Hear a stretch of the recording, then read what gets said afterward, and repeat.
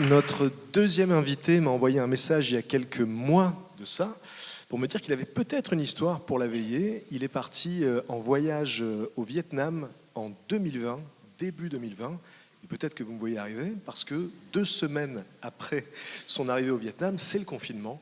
Donc il avait prévu d'y rester quelques semaines et finalement il y est resté beaucoup plus longtemps. Il va venir nous raconter ce qu'il a vécu pendant son confinement vietnamien. Merci d'applaudir François.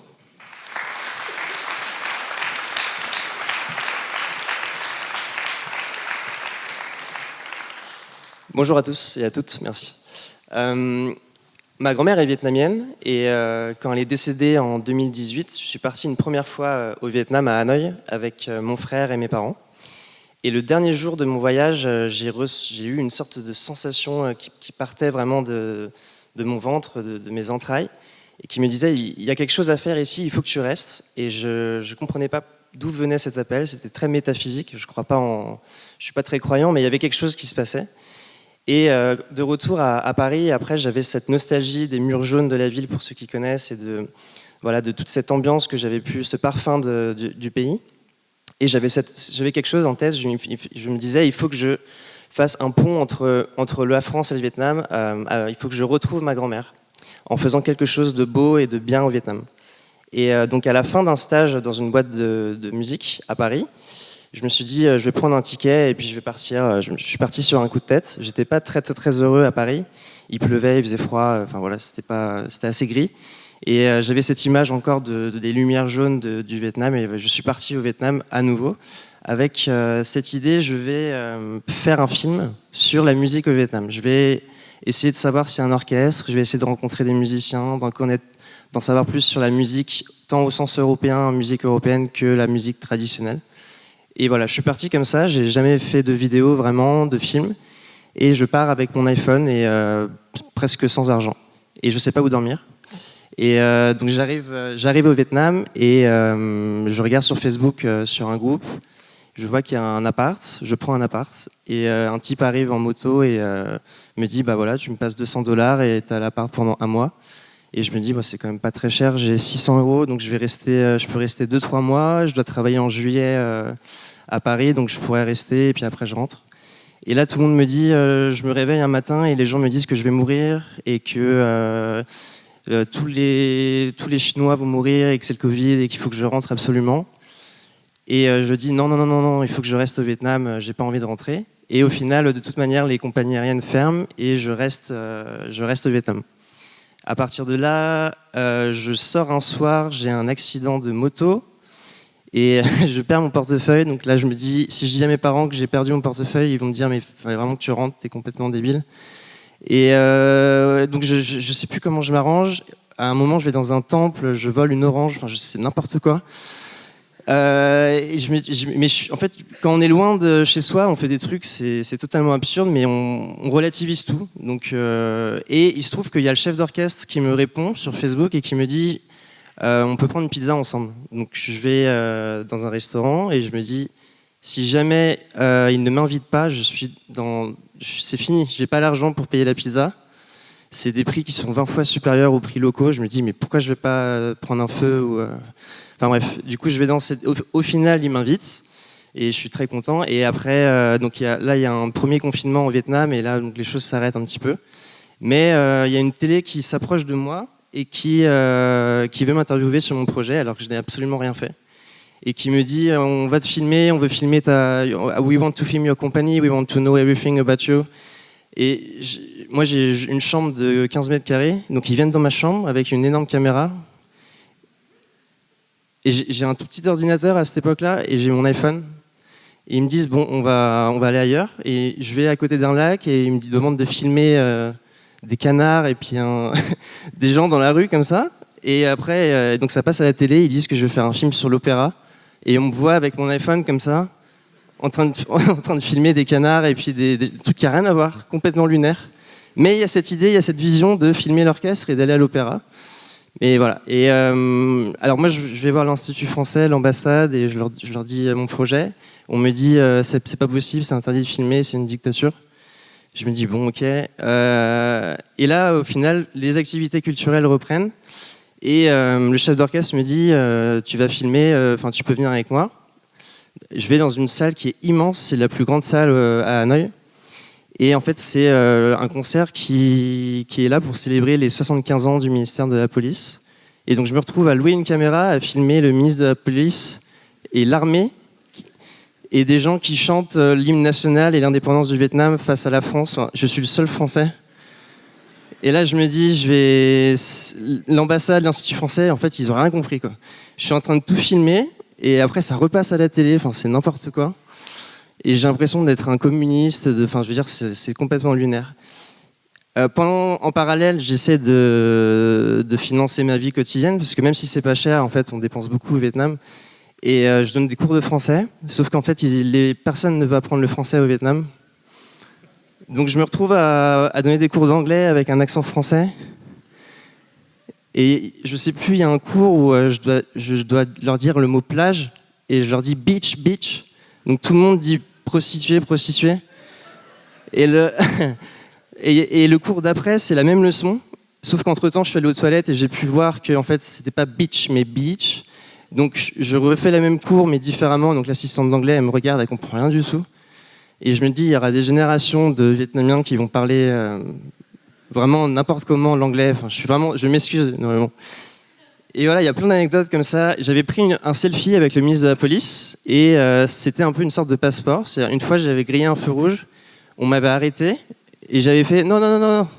Et j'avais montré la photo avec le ministre et le policier il m'a regardé et il m'a dit Ok.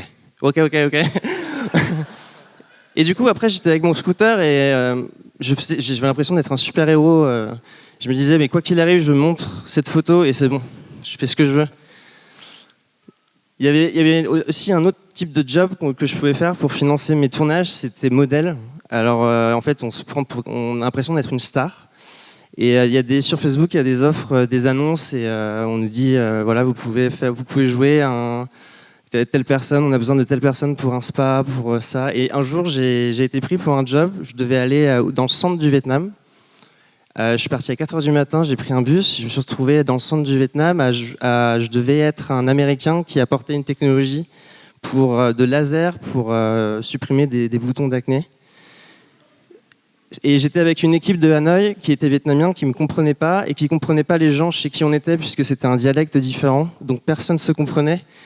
Et à la fin de la cérémonie, j'ai dû faire un speech comme là, sauf que là on se comprend, pendant 2 minutes où je devais dire Hi, I'm from the US, I bring the technology from New York, I'm very proud. Et j'avais un drapeau américain et je symbolisais, j'étais comme un ambassadeur des États-Unis. Et c'était pareil, c'était complètement lunaire. Et en parallèle, je continue mes tournages et les choses en fait progressent. Je commence à me professionnaliser. Il y a toujours ces médias qui me suivent partout, ces télés vietnamiennes, et qui me donnent confiance en moi parce que je suis un peu solitaire dans ce projet. Et les gens en fait en France ou en général me comprenaient pas vraiment le lien entre musique classique, Vietnam, etc. Et du coup voilà, il y avait ce soutien psychologique de tout le pays parce qu'ils étaient très heureux d'avoir un étranger pendant le Covid qui s'intéressait à leur pays avec ce point de vue assez original. Et un jour, ils m'ont accompagné dans une province chrétienne, province catholique, qui s'appelle Nam Dinh. Et en fait, je voulais aller là-bas parce qu'il y avait des artisans de cuivre, donc qui construisaient des cuivres depuis des siècles. Et ils avaient des trompettes. Il y avait une trompette qui datait de 1812, je me rappelle, et c'était très très intéressant. Et quand j'étais dans cet atelier avec la télé, etc., je voyais il y avait des énormes aquariums partout. Et je me disais, mais pourquoi il y a des aquariums sans poissons ? Il n'y avait pas de poissons dans les aquariums, c'était très très bizarre, bref. Et je ne sais pas pourquoi ils voulaient absolument finir l'interview, et au final, en fait, on a mangé du chat, c'était très bizarre. Et là, j'ai compris les aquariums, ils sont allés vers les aquariums, ils ont pris des verres et les ont mis dedans. En fait, c'était de l'alcool de riz. Et on a bu énormément d'alcool de riz, et c'est parti en freestyle total avec la télé. Et moi, je pensais qu'à une chose, c'était il faut se plan d'une église en drone. Et il y avait le type de la télé qui avait son drone, qui, du coup, on a fait le plan, sauf qu'en fait, il a fracassé le drone tout en haut contre l'église. Et après, il a rigolé, et en fait, c'est un drone qui valait 2000 €, donc c'est plusieurs mois de salaire. Je me dis, mais c'est n'importe quoi. Et après, on a pris le taxi, heureusement, il n'avait pas vu. Et on est rentré. Et ce passage est dans le film, voilà, c'était assez fascinant. Il y a une autre petite histoire où j'étais allé à Saigon aussi, où il y avait une sorte de violoniste complètement gourou qui voulait m'embobiner dans sa secte protestante du Brésil. Et elle me disait, tu vas dormir chez moi, on va visiter toutes les églises du pays, tu vas vivre avec moi. Enfin, c'était n'importe quoi. J'ai eu très très peur d'ailleurs, je me rappelle. C'était très bizarre. Et voilà, donc c'est toute une suite de péripéties, de personnages. Et en fait, c'est marrant parce que là, on est au mois de décembre, et je me dis, quand je pense au Vietnam et à cette aventure, j'ai l'impression de me figurer une sorte de calendrier de l'Avent avec tous ces personnages qui sont cachés derrière ces murs jaunes. Et en fait, j'ai l'impression que c'est comme peu importe les choses, quoi qu'il arrive, ce sont des beaux souvenirs. Et en fait, c'est comme si ma grand-mère m'avait légué ce calendrier de l'Avent. Et aujourd'hui, en fait, c'est un pont entre la France et le Vietnam que je garde en tête et qui me permet de continuer à faire des projets intéressants entre les deux pays. Et alors, il y a une autre histoire qui est un peu plus noire, c'est qu'en fait, je suis parti aussi, avant de repartir en France, je me suis réveillé à l'hôpital et il se trouve qu'il y a eu une sorte d'altercation dans une boîte de nuit et j'ai un trou noir et en fait, je me suis fait tabasser par des Anglais. Et je me suis réveillé, j'étais comme une momie, et là on me dit il faut que tu bouges à l'hôpital français, parce que j'étais à l'hôpital vietnamien, et il y avait un ami musicien qui était venu, parce que quelqu'un avait envoyé des messages à tous mes amis Facebook, et du coup il m'a emmené à l'hôpital français, et là on me dit il faut que tu payes 3 000 € pour qu'on t'opère. Et je me dis, en plus moi j'étais dans un état, et au final c'est une pianiste que je connais qui m'a avancé l'argent. Et c'est là où j'ai vu une solidarité aussi de tous les musiciens avec qui j'avais fait ce film. Et ça m'a vraiment, voilà, c'est quelque chose, c'est des choses qui sont pas dans le film, mais dans toute personne qui réalise un film, il y a toujours un arrière-plan, une histoire, une seconde histoire qui est encore plus intéressante que l'histoire elle-même.